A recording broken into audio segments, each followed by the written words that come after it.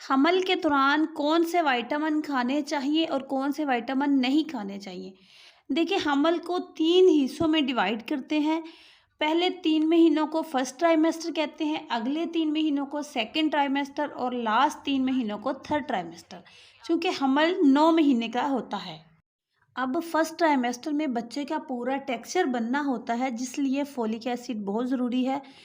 बेहतर है कि आप हमल से पहले ही फोलिक एसिड टैबलेट का लेना शुरू कर दें। अगर आपने हमल से पहले नहीं शुरू की, तो जैसे ही आप प्रेग्नेंट हो चुकी हैं, आपको फोलिक एसिड टैबलेट लेना बहुत ज़रूरी है, जो कि आपने पूरे 3 महीने इस्तेमाल करनी होती है। चौथे महीने से आपने मेडिसिन चेंज करनी है और इन 3 महीनों में आपने अपनी डाइट बहुत बेहतर रखनी है। डाइट इस्तेमाल करते हुए आपने देखना है कि कोई चीज़ जो आपको नहीं अच्छी लग रही, उसको छोड़ें। वो जो चीज़ आपको अच्छी लग रही है, उसको इस्तेमाल करें।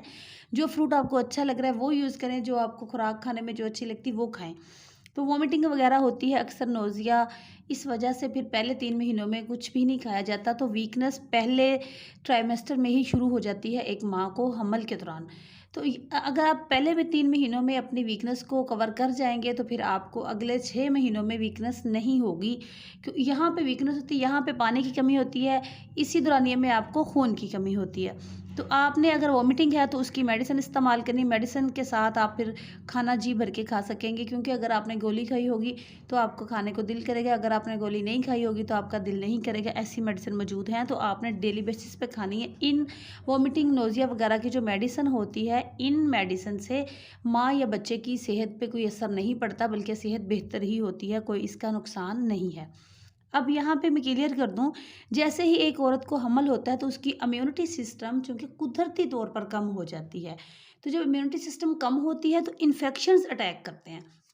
तो जो ज़्यादातर इन्फेक्शन पहले 3 महीनों में होते हैं और इसके अलावा ज़्यादातर इन्फेक्शन आखिरी 3 महीनों में होते हैं।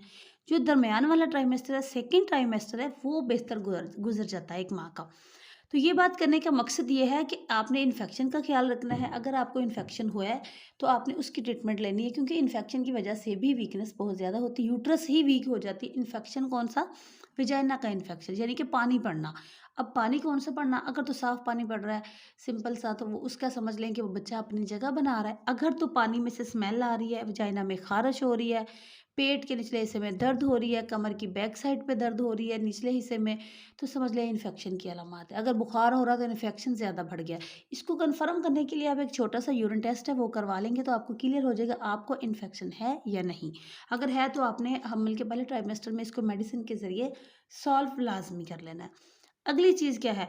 फर्स्ट, विटामिन फोलिक एसिड के अलावा, ये फोलिक एसिड है, यहाँ पे सेल डिवाइड के लिए इस्तेमाल होता है ना फोलिक एसिड। तो जब शुरू के 3 महीनों में सेल बहुत तेज़ी से डिवाइड हो रहे होते हैं, तो फोलिक एसिड इसीलिए ज़रूरी होती है। तो डिवाइडेड के लिए फोलिक एसिड ही चाहिए होती है। फर्स्ट में आयरन और कैल्शियम कुछ नहीं खाना चाहिए आपको। फर्स्ट में सिर्फ विटामिन सी आप इस्तेमाल कर सकते हैं। इसके फोलिक एसिड के साथ विटामिन ई इस्तेमाल कर सकते हैं, जो कि बहुत बेस्ट है।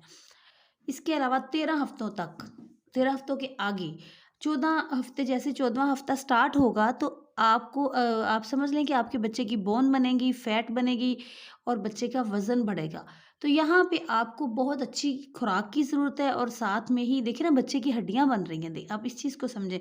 तो खुराक के साथ-साथ आपको अच्छी मेडिसिन भी खानी है। खुराक में आपने रेड मीट इस्तेमाल करना है, एप्पल इस्तेमाल करने हैं, डेली का 1 एप्पल खाएँगे। साथ में आप जो आपको पसंद फ्रूट है, वो इस्तेमाल कर लें, सलाद इस्तेमाल कर लें, फुलाद इस्तेमाल करें। इसके साथ-साथ आप हरे पत्तों वाली सब्जियाँ इस्तेमाल करें। ये बहुत बेहतर है, हमल में खानी चाहिए। तो ये चीज़ें खुराक में, आप डाइट में वो ले सकते हैं कि ड्राई फ्रूट्स ले सकते हैं, नट्स ले सकते हैं, खजूर इस्तेमाल करें, खजूर बहुत बेस्ट है। ये समझ लें एक किस्म के आपको विटामिन मिल रहे हैं। अगर जो औरत हमल में खुराक खाती है, उसको खून की कमी नहीं होती।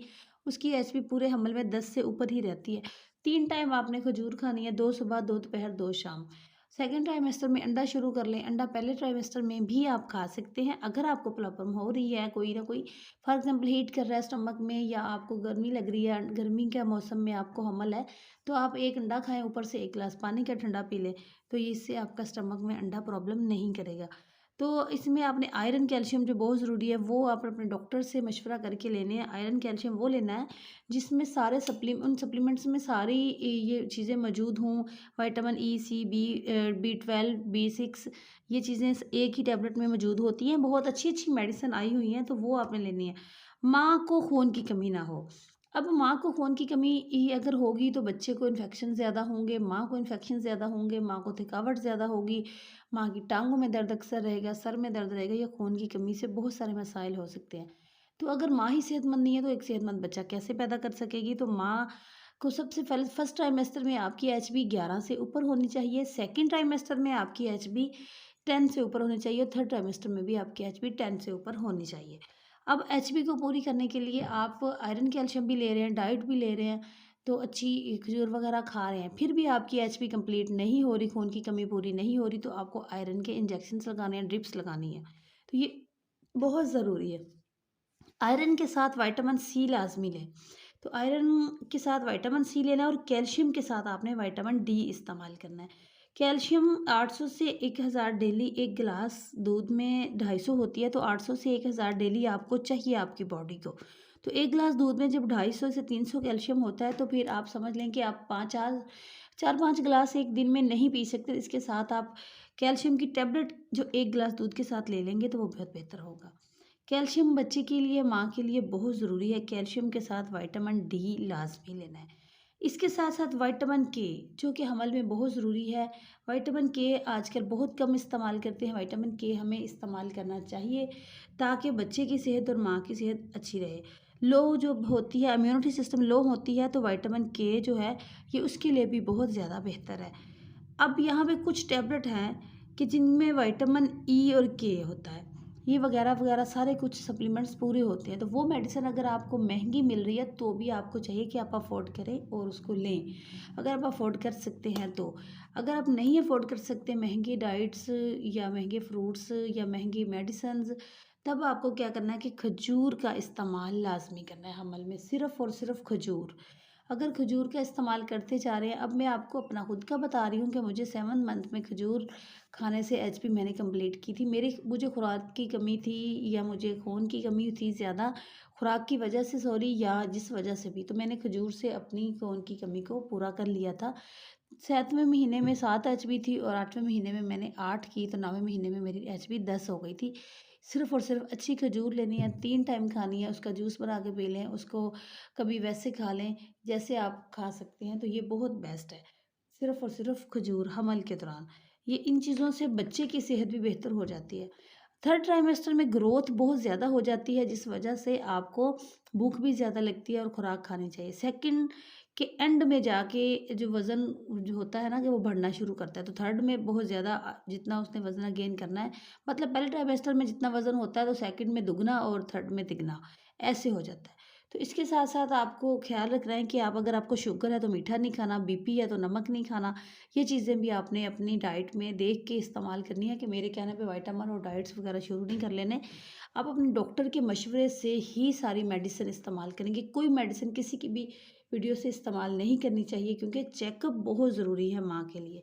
इसके अलावा आप एंड पे वॉक जारी रखें, जो कि आपके लिए बेस्ट है। बेबी के लिए तो बेस्ट है, एक्टिव रहेंगे तो हेल्दी और एक्टिव लाइफ़स्टाइल माँ और बच्चे दोनों के लिए बेस्ट है। तो खुराक हज़म होने के लिए भी वॉक बहुत अच्छी है। उम्मीद करती हूँ कि मेरे समझाने का तरीका आपको पसंद आया होगा। अगर किसी चीज़ की समझ नहीं आई तो आप मुझे इंस्टा पर मैसेज करें, मैं आपको बिल्कुल रिप्लाई दूँगी। जो नॉलेज मेरे पास है मैं अपनी बहनों से ज़रूर शेयर करूँगी।